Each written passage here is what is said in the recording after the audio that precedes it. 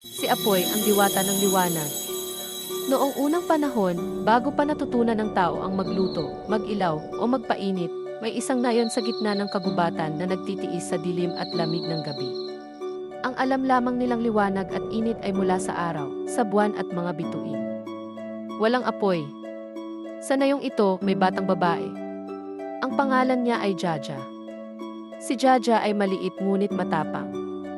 Araw-araw, siya'y tumutulong sa kanyang nanay, nangunguha ng ugat, prutas, o kabute sa gubat. Ngunit isang araw, habang siya'y nasa kagubatan, biglang bumuhos ang malakas na ulan. Basang-basa si Jaja. Nangangato. At habang siya'y naglalakad, nakita niya ang isang kuweba. Tumakbo siya papasok. Sa loob ng kuweba, madilim at malamig. Walang ilaw. Walang init. Si Jaja ay nanginginig at hindi makagalaw. Sa kanyang pagkapagod, nadulas siya. At pak! Natamaan niya ang dalawang bato. Nagliyab ang hangin ng isang munting siklab. Nagulat si Jaja. Ano iyon? Tanong niya. Kinuha niya ang dalawang bato. At muli niyang pinagbangga. Isa. Dalawa. Tatlo.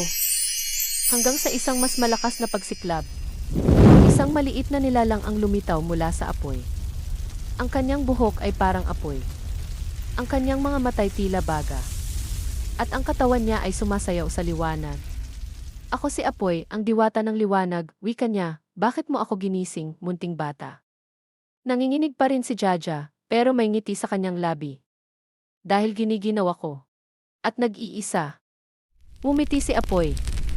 At sa unang pagkakataon, naramdaman ni Jaja ang init. Simula noon, si Apoy ay laging sumasama kay Jaja. Bawat hapunan ay may ilaw. Ang mga tao ay unti-unting napapansin ang kakaibang liwanag mula sa kanilang kubo. Hanggang ipinakilala ni Jaja sa mga kanayon si Apoy at sila'y namangha. Magmula noon ay tinuruan silang magluto ng pagkain at malakad sa dilim kahit walang buwan. Masaya ang buong nayon. Ngayon kahit napakadilim ay mailiwanag at init sa kanilang mga tahanan. Ngunit may mga bata at matatanda na di alintana ang kapangyarihan ng apoy. Minsan naglaro ang mga kabataan at sinindihan ang bunto ng dayami, kaya kasamang nasunog ang isang bahay kubo ng kanilang kanayon. May mga matatanda naman na nilalaro ang apoy sa sulo, kaya nasunog ang buhok nila at sila inatakot at nagalala. Napakadelikado pala ng apoy na ito. Sabi nila. Sa takot, isang gabi, nag-usap-usap ang mga matatanda. Napagkaisahan nilang hulihin at ikulong si Apoy. Sinubukan nila ang lahat ng paraan. Lubid. Kumot. Kawayang kulungan ngunit nasusunog lamang ang lahat na madikit kay Apoy. Sa takot ni Jaja na masaktan ang kaibigan ay hiniling nitong bumalik na lang sa kuweba kung saan sila unang nagkita. Doon na lamang sila muling maglaro at magtawanan kung saan malayo sa mga kanayon na nais siyang ikulong. Habang ang mga matatanda naman sa nayon ay nag-uusap kung paano nila tuluyang matatalo si Apoy. Isang bata ang biglang dumating at may dala itong sulo na naglalagablab. Sa sobrang takot ng matandang nasunog ang buhok, ay natabig nito ang tapayan ng tubig at bumuhos sa sulo. At namatay ang Apoy. Manghang-mangha ang lahat. Tubig! Tubig lang pala ang kailangan. Sigawan nila. Dali-daling nagsipagkuha ng tapayan ang tubig ang mga kalalakihan at hinanap si Apoy sa paanan ng bundok. Nang umuwi si Jaja sa bahay nila ay nabalitaan niya ang plano ng mga kalalakihan sa nayon. Kaya nagmamadali siyang bumalik sa kuwebang tagpuan nila ni Apoy. Habang natutulog si Apoy sa loob ng kuweba, pinagtulungan siya ng mga tao. Binuhusan siya ng tubig. Mula sa dala nilang tapayan hanggang si Apoy ay naging abo. Isang bunto ng abo na umusok ng bahagya. At nawala. Dumating si Jaja.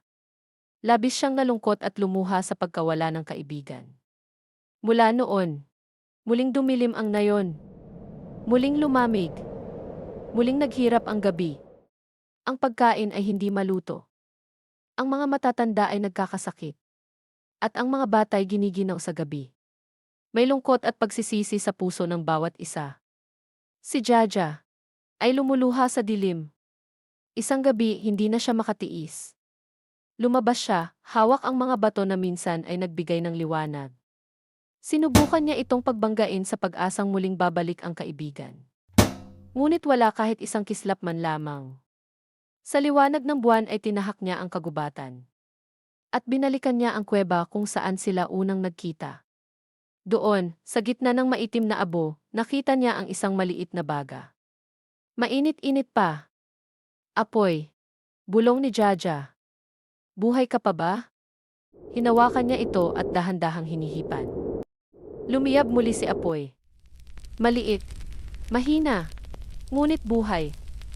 Hindi alam ni Jaja na ang maliit na baga na iyon ay ang puso ng diwata na hindi kailanman maglalaho. Kailangan lamang ng tunay na pagmamahal ng isang kaibigan upang magising at maglagablab na muli. Bakit mo ako binuhay muli? Tanong ni Apoy. Ngumiti si Jaja. Dahil kahit nakakatakot ka minsan, mas nakakatakot ang mundong walang init at liwanag sa gabing napakadilim. At nasisisi na rin ang lahat sa ginawa nila sa iyo. Halika na bumalik na tayo. Mula noon, tinanggap ng mga tao si Apoy, ngunit ngayon may paggalang. May pag-iingat. At may pagtuturo ng kabutihang loob. Tinuruan ni Apoy si Jaja kung paano gamitin ang apoy, pangluto. Pampainit. Hindi para manira, kundi para magbigay buhay. At si Jaja, siya ang naging itagapangalaga ng liwanag. Isang batang babae na natutong magpainit ng puso sa gitna ng lamig ng mundo. O mga bata, nagustuhan niyo ba ang ating kwento ni Diwatang Apoy at ng kaibigan niyang si Jaja? Lagi nating tatandaan. Ang tunay na lakas ay hindi lamang nasa init ng apoy, kundi sa kabutihang loob ng puso ng taong maihawak nito. Tulad ni Jaja, ang tapang ay hindi pananakot, kundi ang kakayahang pumili ng tama, kahit mahirap. Sa ating kwento, natutunan natin na ang apoy ay isang mahalagang biyaya, nakakapagluto, nakakapagbigay liwanag at init, pero maaari rin itong makasakit kung hindi ito gagamitin ng maayos. Kaya mga bata, ang aral ng ating kwento ay ito, ang kapangyarihan ay dapat ginagamit ng may malasakit at pagtitimpi.